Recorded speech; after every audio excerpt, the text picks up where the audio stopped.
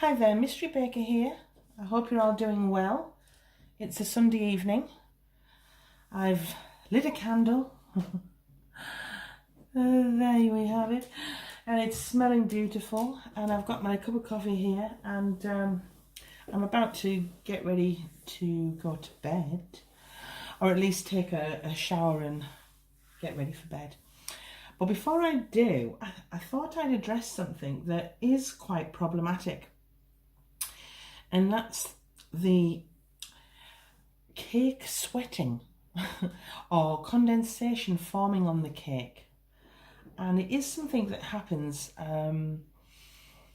especially in countries or areas where there is high humidity. But obviously, even in more average climates, we do have humid days, and we can have disasters on our hands, really, if it does get humid and we've got a cake to make. So I thought I'd run through some tips and tricks to avoid that. Now, if there could be, sorry, I'm just going to take a drink. Sorry.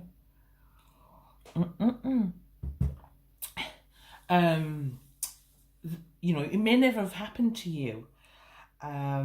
Or it may be something that has happened to you, and if it has, I'd love to hear how you solve the problem. You can comment below, but there's a few things that you can do to, I'm not saying totally avoid it, but at least reduce the risk. Okay, so we're going to start off with the basics. I'm going to put the tips of how to avoid your cakes forming condensation into four. There's 4 points, so we'll go through the first point. Now, the first thing is fondant and sugar are hygroscopic. Hygroscopic. We're doing a little bit of science. It's a science lesson. But it basically means that the substances that absorb moisture, and especially when the environment is humid. So unfortunately for the caker, they are dealing with sugar and they are dealing with fondant, whether it be buttercream, which is made with icing sugar, or the fondant itself if they're covering it. So it's two things that you'll be using, and it can have an effect with the environment, okay? Because fondant is made of sugar, and sugar in its own right is hygroscopic. So it absorbs that moisture and it starts to sweat. So how do we avoid this, or how do we try to reduce the risk? Well, here's some tips. Okay. Number 1 is, if it's a really humid day, and you know it is, rather than rolling your fondant with icing sugar, use cornstarch. Now, don't get me wrong, cornstarch also absorbs moisture, but not as much as icing sugar, because you're adding to the problem, because your fondant's made of icing sugar, and then you're adding more icing sugar to the mix. Using cornstarch or cornflour can reduce, or may reduce, I won't say it's a miracle cure, but it may reduce the amount of moisture that fondant will absorb. So there's 1 point. That's 1A. 1B, if it is a very humid environment, as well as using the cornstarch, you can also use vegetable oil or vegetable block. You know, the block of vegetable fat, or I think they call it shortening in America. If you rub some on your hands and then knead your fondant before rolling, that can also reduce the risk of the moisture building up. It's a build-up, really, okay? It's a build-up. Now, number 2, we're going to go 2A. 2A. When you bake the cake and you want to refrigerate it, sometimes you'll bake your cake, you'll refrigerate overnight, or you'll refrigerate it for a few hours. It depends on how you work. But you may decide to refrigerate it overnight before you crumb coat the next day, or before you cover it with fondant, or before you decorate, etc. What I would do is, instead of placing the cake just in the fridge, I would cover it in cling film. Cling film, hello. Hello, hello, hello. Cover it in cling film, or whatever I think it's cling wrap or cello wrap. I don't know what it's called in the States, but cling film, and place it in the fridge, okay? And that reduces the moisture from the fridge attacking the cake. Another point, and that's 2B, to be or not to be, that is the question. Do not put the cake in the fridge when it's still warm. Okay, make sure it's totally at room temperature. It's really important that you don't, because then steam will form and water particles will form, and you just don't want to add to any humidity problems that you're going to face when you're covering it with fondant or buttercream, or both. All right. Number 3. 3 is the magic number. Okay. When you go to cover the cake the next day with buttercream, okay, so you'll take your cake out of the fridge, remove it from the cellophane, cling film, or whatever you call it in your country, and then and it's really warm, so it's been in a cold fridge, okay, a cold fridge, and then it comes out into the humid heat, and that's where you have your problems, big problems. Is it? I need it to, we're back. Sorry, I had a bit of problem with the focusing there. So you start to have a battle between the cold and the heat, and the sticky heat, okay? And it reacts. So what I kind of do is, or what I would do, or recommend that you do, is that when you take your cake out and cover it in the buttercream, don't refrigerate it for too long, okay? You know, I like to put it in for 20 minutes, and in that period I'm cleaning up, I'm getting ready to roll out my fondant and things like that.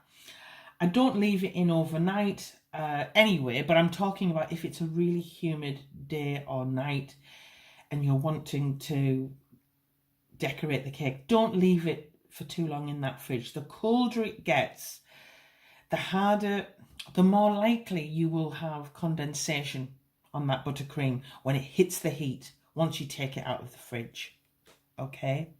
So I would put it in the fridge only for an hour maximum once it's covered in its buttercream. All right? It just reduces the risk of hygroscopic activity, which is condensation or sweating of the cake. Okay? So what you can also do to reduce the risk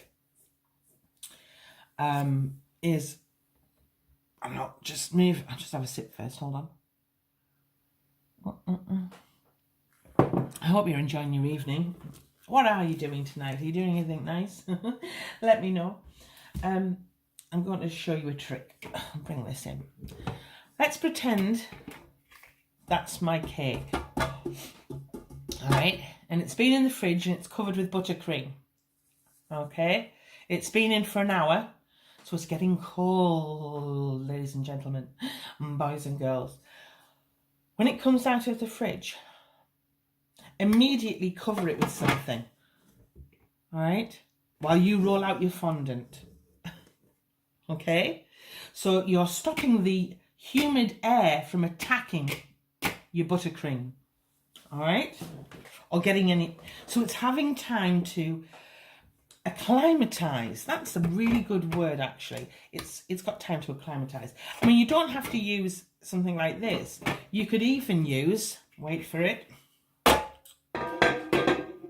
want to make too much noise, a pan. As long as it's bigger than the cake, you could even cover it with a pan.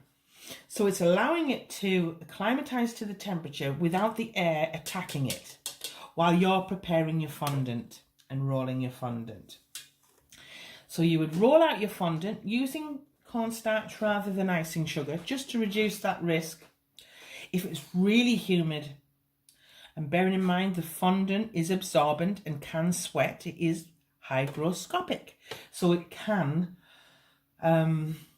sweat too, okay? Especially when it touches that cold cake. Can you imagine? It's going to touch that cold cake. So what you can do as an extra precaution, especially if you have a lot of humidity, is to cover your hands with a little bit of shortening or a vegetable block of fat, and then knead that fondant well before rolling on using the cornstarch. And it's kind of giving it a lubricant, a waterproof lubricant, that when it goes over your buttercream, over your cake, it doesn't react with the cold cake against the warm room temperature fondant, because then your fondant can sweat, and I've seen total disasters, and it's really hard to rectify. In fact, the whole fondant can dissolve and start to melt. It can be that disastrous. So I hope you're understanding. So basically, once you add the fondant back to the cake, over the cake, again, quickly cover it. So you're stopping the attacking of the moisture in the air to the surface of the fondant, okay? And you're allowing the cake inside to reach a room temperature naturally.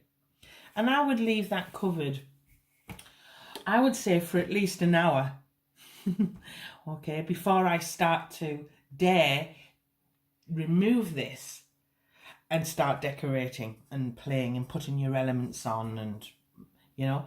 And then again, you can still, once you've covered and decorated it, put a pan or a cover over it, or a box, even a sealed box, to cover it and protect it while we lose that humidity, or while that humidity reduces. And also the cake that's been very cold starts to come back to room temperature. I hope that makes sense. I really do. It's really hard to describe, and I'm trying to not be too scientific. I want to make it easy enough for you to understand. So that's basically tips to avoid not only your buttercream, because some people make buttercream cakes. You know, it's not just fondant. But I know when I do my fondant covering of a cake, I crumb coat in buttercream first, which has also potential of sweating, okay? And also fondant, because it has sugar in it. It's absorbent to moisture, so it also has a tendency. I've got double whammy. I've got the buttercream and the fondant, both possibly likely to react to humidity. So that's a few tricks. So I hope that helps. Now, I do believe I don't know if this is in America, I haven't seen any in the UK, but I know that there is a fondant called Carma, C-A-R-M-A, that I believe, and I've only heard this, that is quite good for humid conditions, and it's less likely to sweat. But I say if you're still unsure, it's a big chance to take when you've spent all that time making the cake, covering it in buttercream, then covering it in fondant, for it then to fall apart. So I wouldn't take any risks.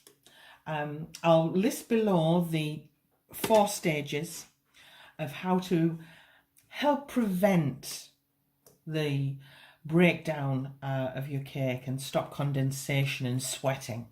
Not only of your buttercream, but also of your fondant. I will list them below. If you have any other questions, please don't hesitate to ask me. Also, if you're not quite understanding what I mean, because it's hard to explain, and I'm sure that cake makers who have suffered the disaster of their cakes melting will understand. But those who it hasn't yet happened to, I hope this explains it. Well, thanks for your time. There'll be more tutorials coming soon.